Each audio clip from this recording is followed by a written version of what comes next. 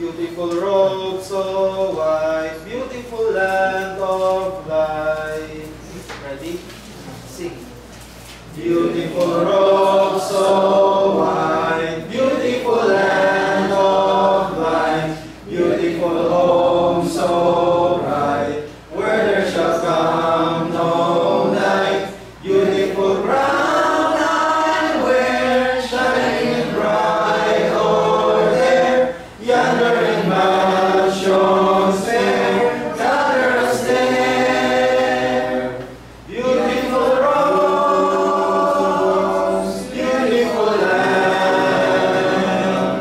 beautiful home, beautiful land, beautiful crown, shining so fair, beautiful mansions bright, gather us there. Beautiful thought to me, we shall forever be, thine in eternity. When from this world we're free, free from its toil and care, heavenly joys to share. Let me cross over there, this is my prayer. Beautiful rose, beautiful land, beautiful home, beautiful land, beautiful crown, shining so fair, beautiful mansions bright, gather us there. Beautiful lips on high, offering yonder sky, thus I shall leave this shore, counting my treasure store, where we shall never die, carrying me by and by, never to sorrow more, heavenly store. Beautiful rose, beautiful land, beautiful home, beautiful land, beautiful crown, shining so fair, beautiful mansions bright, gather us there.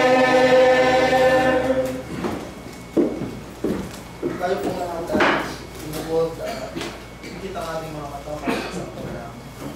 O dakilang Diyos, banal at ubang makapangyarihan sa lahat, kami po ay nagpapasalamat sa oras na ito na ipinagkaloob mo sa amin ang kalakasan at buhay na siyang naging instrumento namin sa umagang ito upang ialay ang aming mga sarili sa isang kapilang gawain at ikaw ay purihin sa iyong pag-astaasang pangalan. Salamat Panginoon sa mga biyayang aming natanggap sa mga nagdaang araw. Ipinagkaloob mo sa amin ang lahat ng aming pangangailangang pisikal. Yung din Panginoon sa mga biyayang darating pa na iyong pagkapaloob ay pinagpapasalamat po namin ito ng paus-puso sa iyo. Salamat sa lahat ng pag-iingat na iyong ginawa sa buhay ng bawat isa, sa mga kapatid namin na tinabayan at ingatan mo sa kanilang mga pang-araw-araw na tumutungay Panginoon. Salamat po sa araw na ito na kami puspos ng iyong salita, kabayan si awitan, gawa ang gawain namin sa umaga ito ay patuloy na matatag ang aming pundasyon ng pananampalataya upang kami ay higit na lumago at gamitin mo instrumento Panginoon sa ibang hindi pa nakakaalam ng iyong katuruan. Dumadalangin kami o Diyos sa umagang ito na kami po ay patawarin mo sa aming mga pagkakasala. Pati po namin nalalangan na hayag sa iyong harapan ang aming mga nagagawang pagkukulang sa araw-araw kami nakakagawa ng mga kasalanan sa isip, sa salita at sa gawa. Patawarin mo kami pag karapat-dapat kami sa iyong harapan. At ganoon din Panginoon ay dinadalangin namin ang aming mga kapatid na sa anumang kadahilanan hindi po namin kasama sa oras nito. Kung sila man ay dumadaan sa iba't ibang suliranin, kung sila ay nasa malig ng karamdaman, Panginoon, ikaw ang Diyos na makapangyarihan sa lahat, na siya kagalingan sa kanila, magpagbibigay ng mas malakas na pananampalataya upang malampasan nila ang kanilang mga sulan ng Panginoon. At ganun din ang kanilang mga pananampalataya sa iyo ay patuloy naman nilang panghawakan upang malampasan ang lahat ng mga bagay na dumarating sa kanila.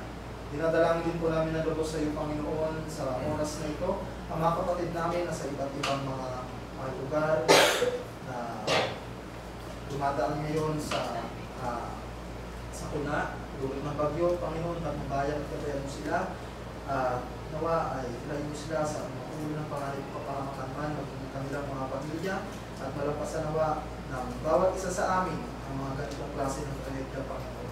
Pinadalangin din po namin sa umagang ito ang mga matatanda sa Iglesia na sila ay bigyan mo pa ng sapat na kalakasan at buhay upang maibigay ang kanilang mga sarili sa iyo, at sila ay maging inspirasyon din naman ng mga kabataan na nagsisilakay sa iyong Iglesia.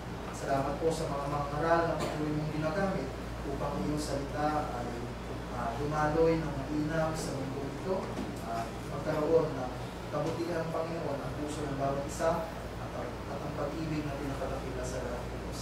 Sa pansamantala po namin pag-iiwalay sa oras na ito, ikaw sa mag-ingat at mabayan mo ang bawat isa sa amin na uwi sa kanilang mga tahanan, dala ang salita na nawa may sa praktika ang bawat isa upang nang sa ganon ay mabuhay kami ng naaayon sa iyo kagustuhan at makamit namin ang kaligtasan na nagmumula sa iyo, Panginoon.